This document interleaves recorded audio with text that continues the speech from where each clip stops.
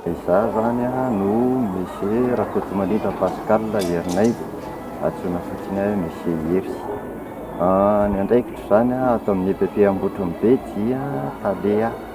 Fa le vaovao zao zany hita hoe misy mba fisokafany kely zany le vaky telina ankizy.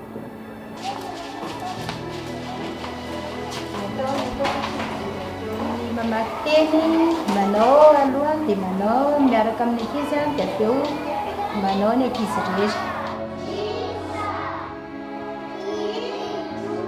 Ny anarako dia Rakoto Armanga Haingo, ny andraikitra dia mampianatra ny kilasy T1. Ça va? Eo, mitambany.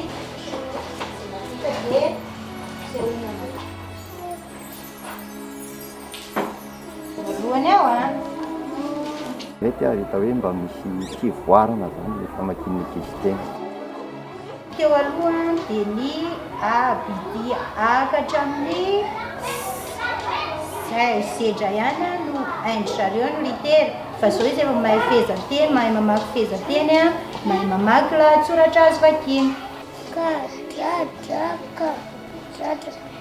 Mahafinaritra azy daholo ny ao anatiny, na le teny ao anatiny, le teny ao anatiny, le soratra, sora-boky ohatrany ataony aty ampianarana, mora voaray ihany le izy.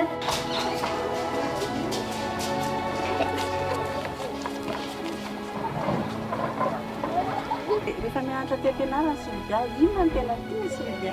Mamaky teny.